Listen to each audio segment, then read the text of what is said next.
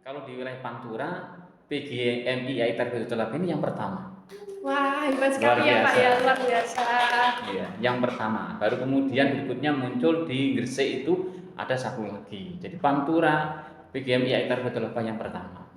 Jadi lulusan PGMI, profil yang kedua apa namanya menjadi seorang apa ya pengembang literasi digital anak. Jadi karena ini dunia pendidikan anak, maka kemudian lulusan PGRI harus bisa mengembangkan literasi digital, khususnya digitalnya.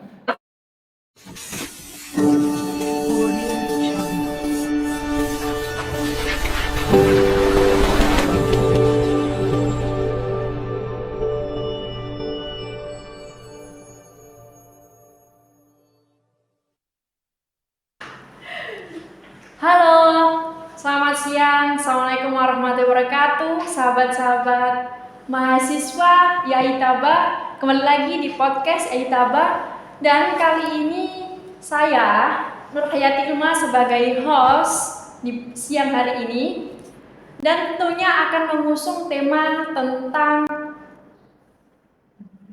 mengenal lebih dekat program studi PGMI. Di studio sudah hadir Bapak Nur Hakim, MPDI. Ya, selamat siang. Assalamualaikum Bapak. Waalaikumsalam warahmatullahi wabarakatuh. Gimana kabarnya Bapak? Alhamdulillah. Alhamdulillah. Baik. Oke Bapak, bisa untuk memperkenalkan diri terlebih dahulu? Baik, terima kasih. Ya, kenalkan saya Nur Hakim. Kebetulan saat ini masih menjabat di Kaprodi PGMI dan sudah berapa tahun ya? Kalau kayaknya udah lama ini. Sejak zaman dulu ya, sekarang beradanya Bu Alim Muniro. Dan alhamdulillah sampai saat ini pun masih menjabat di PGMI. Alhamdulillah ya Bapak ya. Alhamdulillah. Ini saya akan bertanya ya sih Pak tentang PGMI, sekilas tentang PGMI. Ya. Sejarah dari berdirinya PGMI itu apa sih Pak? Bisa jadi apa yang melatar belakangi berdirinya program studi PGMI ini Pak? Oke, baik Mbak, terima kasih atas pertanyaannya. Jadi Prodi PGMI ini tentu menjawab kebutuhan masyarakat, terutama dunia pendidikan, bahwa ini juga tak lepas dari regulasi yang berlaku pada saat itu, bahwa guru itu tidak lagi menjadi suatu hal yang dilakukan sebagai pengabdian, tetapi sebagai profesi, sehingga kemudian ada kompetensi-kompetensi yang harus dipenuhi oleh guru gitu ya. Terutama adalah pemenuhan standar kompetensi guru dan juga standar kualifikasi akademik. Nah, di standar kualifikasi akademik itu maka guru MI, guru SD itu harus punya lulusan diploma D4 atau setara S1 PGMI atau PGSD. Maka guru-guru yang pada saat itu meskipun sudah S1 tetapi tidak linear S1 PGMI atau PGSD, maka kemudian harus menempuh jenjang S1 PGMI, khususnya yang di madrasah PGMI. Kalau di SD ya PGSD. Nah, jadi kita mengikuti kebutuhan perkembangan pendidikan secara nasional pada saat itu, sehingga itu menjadi peluang besar bagi Stedra pada masa itu, masih menggunakan Stedra belum Yaitaba. Jadi peluang besar pada tahun 2013 mencoba untuk mengajukan prodi baru, yaitu program studi pendidikan guru madrasah. Alhamdulillah pada tanggal 1 Juli 2014 nomor SK 3656 itu SK prodi telah diterbitkan, sehingga mendapatkan lisensi untuk melaksanakan perkuliahan program studi pendidikan guru madrasah ibtidaiyah. Dan terutama di daerah Pantura ini memang belum ada, Mbak. Belum ada program pendidikan guru madrasah ibtidaiyah. Pantura mulai dari Tuban sampai ke Gresik pada saat itu belum ada sama sekali, dan ini merupakan kesempatan emas untuk Stedra pada waktu itu, sehingga kemudian ini peluang besar yang tidak disia-siakan untuk mengajukan prodi itu. Dan alhamdulillah direspon baik oleh PD Dikti pada saat itu yang menjadi direkturnya adalah Profesor Nur Sam. Itu awal mula lahirnya prodi PGMI di STAIS Sunan Derajat pada waktu itu, yang sekarang di IAI Tarbiyatul Thalabah. Berarti prodi PGMI ini adalah prodi salah satunya di Pantura nggih Pak ya? Ya, kalau sekarang sudah muncul di kampus lain seperti di mana itu Stainu, Tuban sudah ada ya. Kemudian di selatan di Unislo pun juga sudah ada. Tetapi kalau di wilayah Pantura, PGMI IAI Tarbiyatul Thalabah ini yang pertama. Wah, hebat sekali ya Pak ya, luar biasa. Iya, yang pertama. Baru kemudian berikutnya muncul di Gresik itu ada satu lagi. Jadi Pantura PGMI IAI Tarbiyatul Thalabah yang pertama.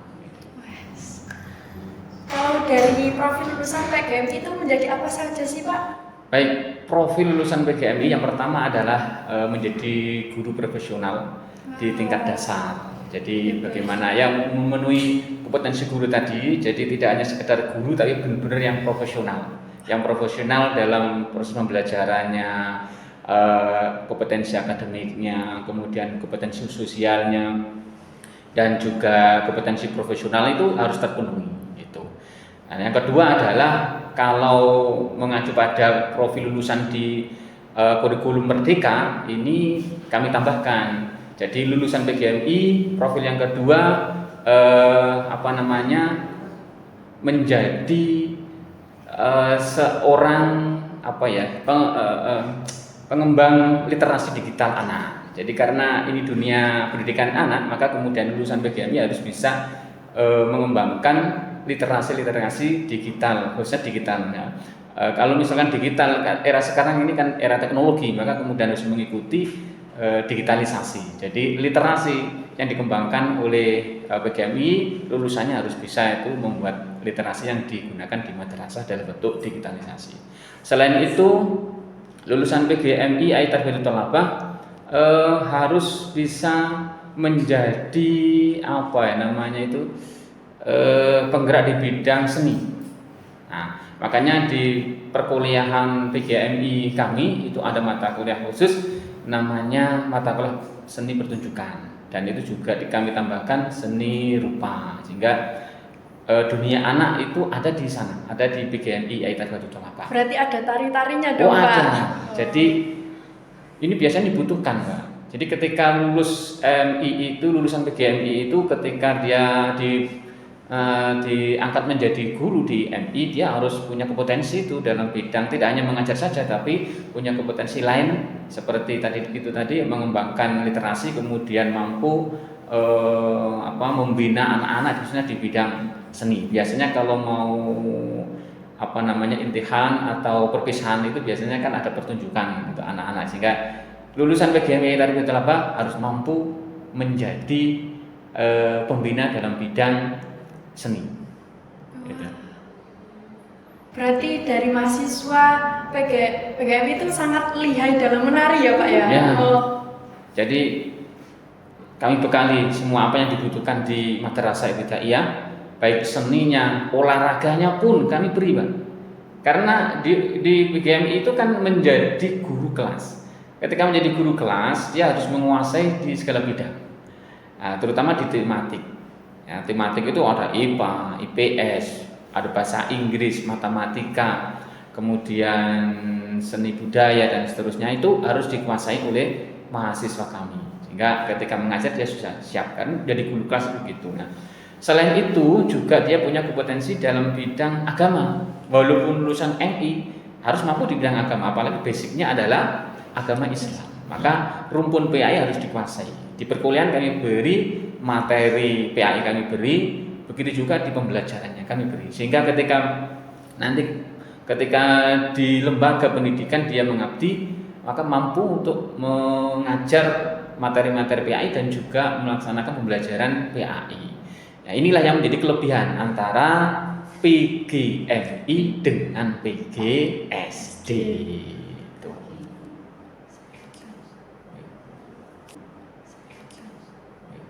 Kenapa sih Pak itu namanya itu PGMI bukan PGSD?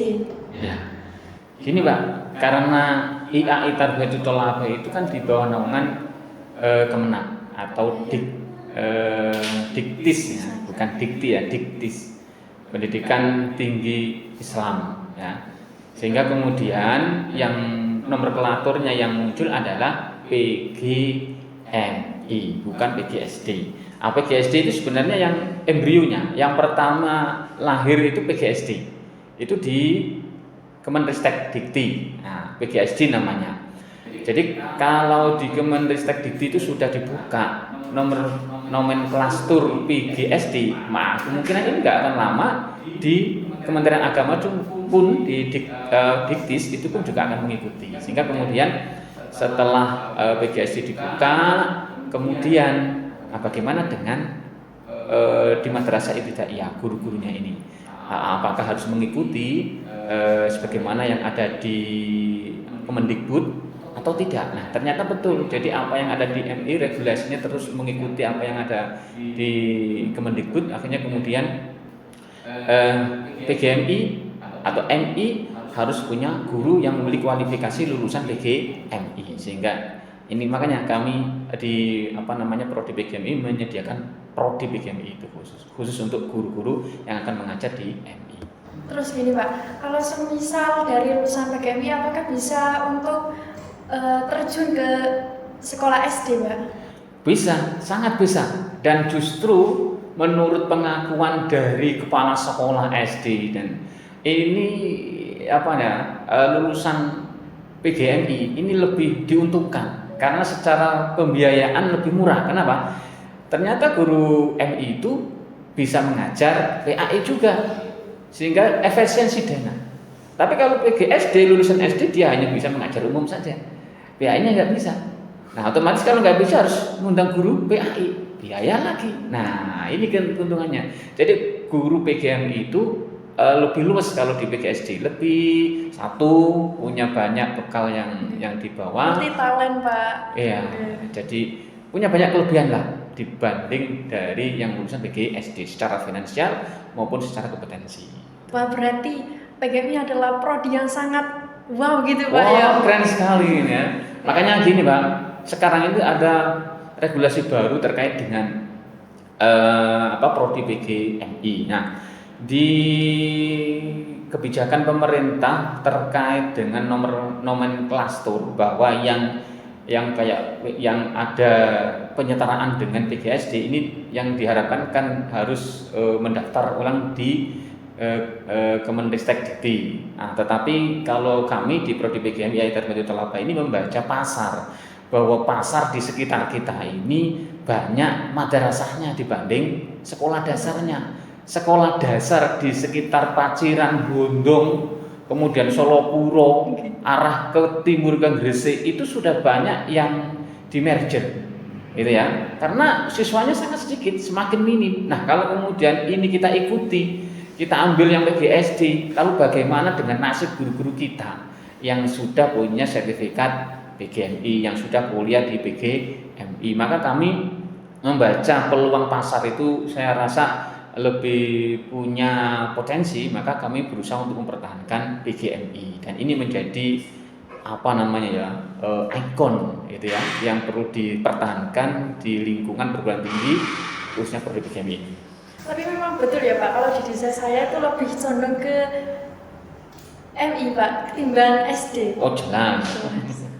Ya, jadi ini pengakuan masyarakat ya, bukan saya. Jadi saya ini tidak mengada-ada, tapi berdasarkan pengakuan dari teman-teman dosen di luar sana, ya, terutama teman-teman yang tergabung di asosiasi prodi PGMI itu banyak mengatakan bahwa banyak SD yang di merger gitu ya, dan lulusan PGMI ini sangat dipertimbangkan sekali terkait dengan kompetensi yang dimilikinya. Jadi, kalau misalkan diganti PGSD ini ya menurut saya itu.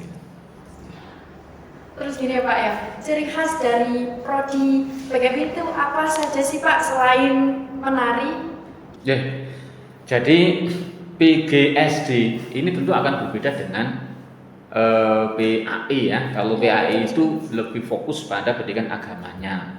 Tapi kalau PGMI ini kan agak berbau PGSD tadi itu, sehingga mata kuliahnya ini kami kombinasikan antara yang PAI dengan yang umum. Nah, di mata kuliahnya itu kalau PAI umum PAI semuanya ada, kemudian kami tambahkan mata kuliah umum seperti yang di PT. Kalau dulu itu K13 itu ada yang namanya mata kuliah tematik ya.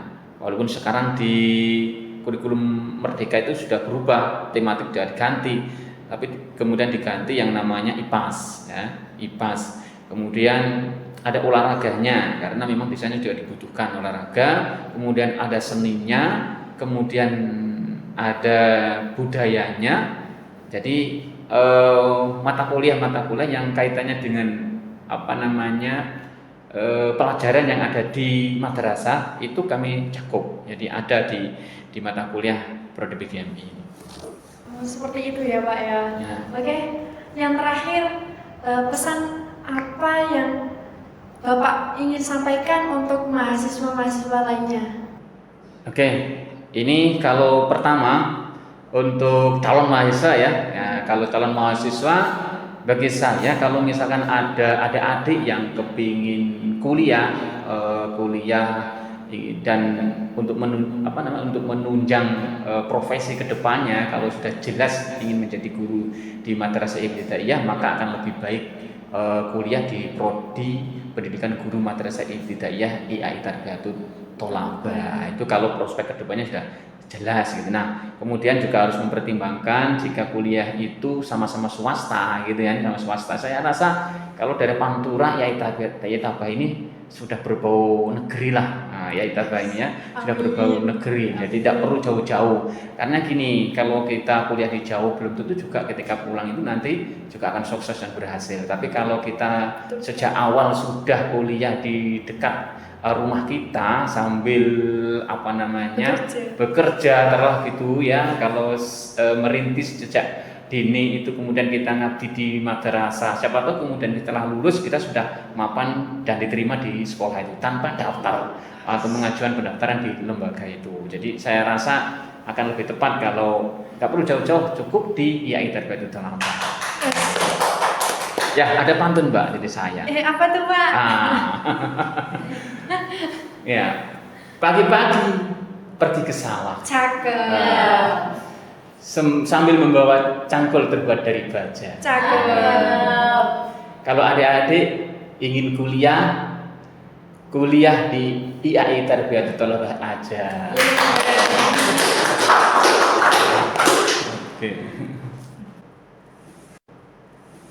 Oke, terima kasih Bapak Nur Hakim sudah berkenan hadir pada siang hari ini.